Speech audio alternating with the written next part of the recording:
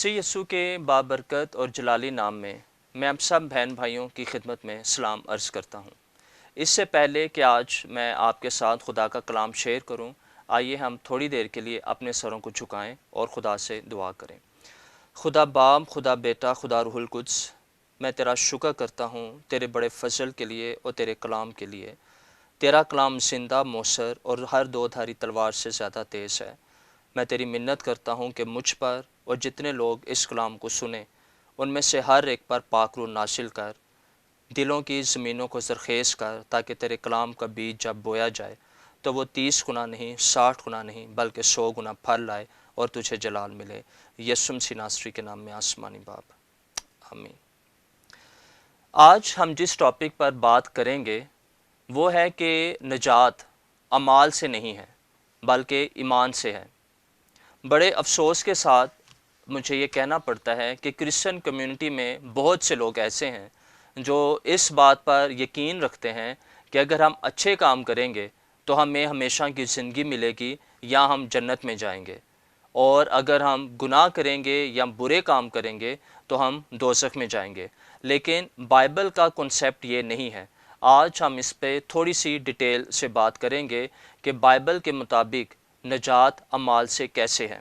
मेरे साथ एक हवाला निकालिए, पालूस रसूल का ख़त इफसियों की कलीसिया के नाम, उसका 2 बाब और उसकी 8वीं और 9वीं आयत। यूँ लिखा है, क्योंकि तुमको ईमान के वसीले से फजल ही से निजात मिली है, और ये तुम्हारी तरफ से नहीं, खुदा की बख्शिश है। यानी कि ये गिफ्ट ऑफ गॉड है, और ना अमाल के सबब से है, ताकि कोई फ़ख्र ना करे। आमीन।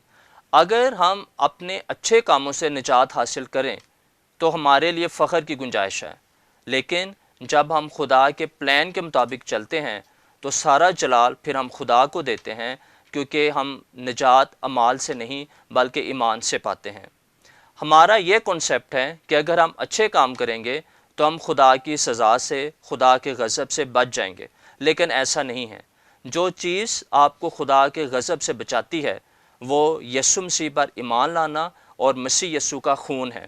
पुराने अहदनामे में आप देखें, इसका बड़ी तफसील के साथ ज़िक्र किया गया है। आप जानते हैं कि जो बनी इसराइल थे वो मिस्र में ग़ुलाम थे, और मिस्रियों ने बनी इसराइल पर बड़े जुल्म किए, तशद्दुद किया, और बनी इसराइल अपनी ग़ुलामी की वजह से आहें भरते थे। इन्होंने खुदा से दुआ की। खुदा फिर मूसा को उठा खड़ा करता है और मूसा बनी इसराइल को लीड करना शुरू करता है। मूसा फ़िरौन से, जो मिस्र का बादशाह था, उससे कहता है खुदा के कलाम के मुताबिक कि तू मेरे लोगों को, बनी इसराइल को जाने दे। लेकिन फ़िरौन का दिल खुदा ही सख्त कर देता है और फ़िरौन इनकार करता है। फिर खुदा मूसा से कहता है कि मैं मिस्रियों पर आफ़तें भेजूँगा, और उन आफ़तों के बाद फ़िरौन तुम्हें अपने मुल्क से जाने देगा। और खुदा 9 आफ़तें भेजता है, लेकिन इन 9 आफ़तों के बावजूद भी फ़िरौन का दिल सख्त रहता है और वो बनी इसराइल को जाने नहीं देता। फिर खुदा मूसा को कहता है कि मैं अब आखिरी आफ़त भेजूँगा, और वो आफ़त इतनी सवेर होगी कि मूसा तुम्हें अपने मुल्क से जाने देगा।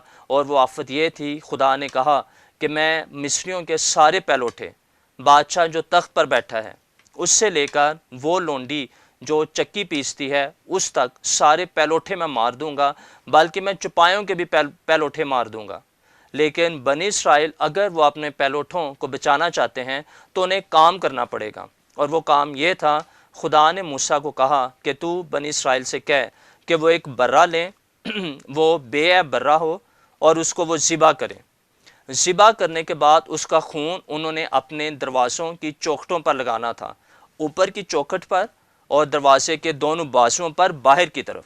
लोगों ने घर के अंदर रहना था, और खून जो था वो दरवाजे के बाहर होना था, दोनों बाजुओं और ऊपर की चौखट पर। लेकिन खुदा ने मना किया था कि वो नीचे खून को ना लगाएं, ताकि खून की इंसल्ट ना हो, बेइज्जती ना हो। अगर आप ये निशान देखें तो आपको सलीब नज़र आएगी, ऊपर की चौखट और दरवाजे के दोनों बाजुओं पर ये एक सलीब का निशान बनता है। और खुदा ने कहा कि जिस घर के ऊपर मुझे ये खून नज़र आएगा, जब मैं आधी रात को गुजरूंगा, उस घर को मैं छोड़ता चला जाऊंगा। उस वक्त भी बनी इसराइल में अच्छे लोग भी होंगे, وہ دعائیں بھی کرتے ہوں گے، شریعت بھی پڑھتے ہوں گے، غریبوں کی مدد بھی کرتے ہوں گے، پیرنٹس کے بھی تابع فرمان ہوں گے، سارے اچھے کام کرتے ہوں گے۔ خدا نے کوئی کنڈیشن کسی شخص کو اس سے مبرہ نہیں کیا۔ خدا نے صرف ایک ہی حل دیا تھا کہ جو شخص چاہتا ہے کہ اس کا پہلوٹا نہ مرے، اس نے اپنے گھر کے دروازے پر خون لگانا ہے، اور کوئی چیز بنی اسرائیل کو اس موت سے نہیں بچا سکتی تھی۔ اور ایسا ہی ہوتا ہے، بنی اسرائیل ویسا ہی کرتے ہیں جیسا خدا انہیں حکم دیتا ہے۔ وہ خون کو دروازے کے بازوں پر اور اوپر کی چوکھٹ پر لگاتے ہیں، اور جب خدا آدھی رات کو گزرتا ہے اور خدا سارے پیلوٹوں کو، جتنے مصریوں کے پیلوٹے ہوتے ہیں، ان کو مار دیتا ہے۔ لیکن کلام فرماتا ہے بنی اسرائیل کا کوئی پیلوٹا، نہ انسان کا نہ جانور کا کوئی پیلوٹا نہیں مرتا، اس خون کی وجہ سے جو کہ ان کے بازوں، جو کہ ان کے دروازوں پر لگا ہوا تھا۔ یہی فسح کا برہ نیو ٹیسٹامنٹ میں، نئے عہد نامے میں ہمیں مسیح کی صورت میں نظر آتا ہے۔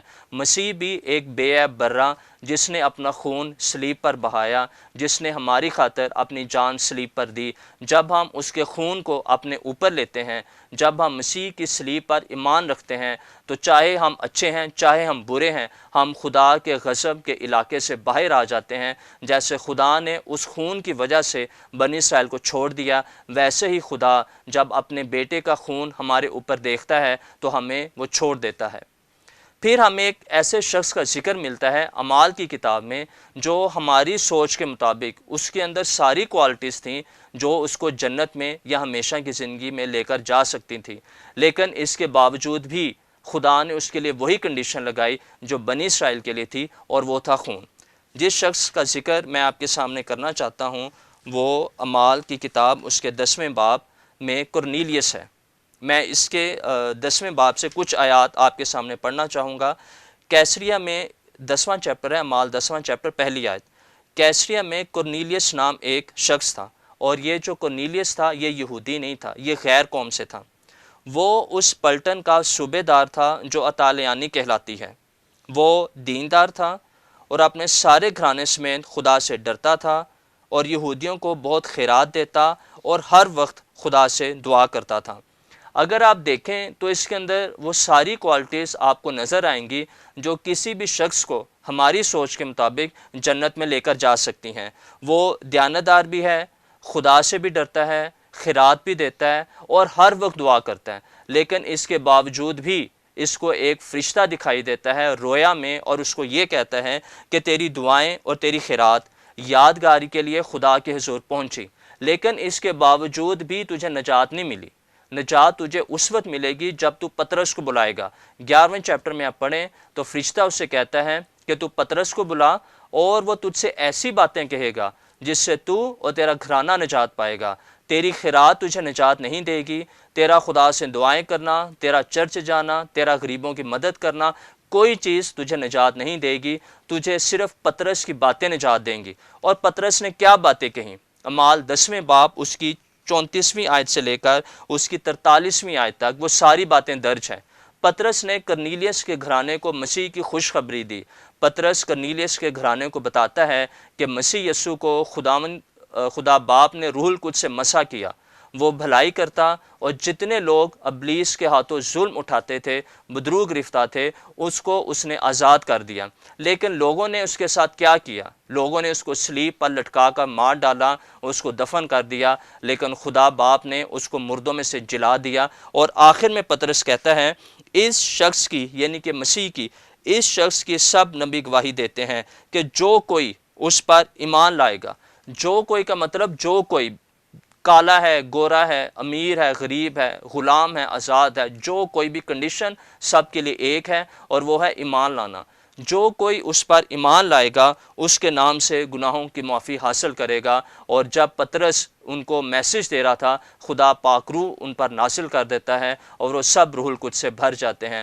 کرنیلیس کو پاک روح اس وقت نہیں ملا جب وہ غریبوں کی مدد کرتا، یہودیوں کو خیرات دیتا، خدا سے دعائیں کرتا۔ اس کو اس وقت روح القدس ملا خدا کے ساتھ، اس وقت اس کا ریلیشن بحال ہوا جب اس نے مسیح یسوع کے بارے میں سنا، اس پر ایمان لے کر آیا۔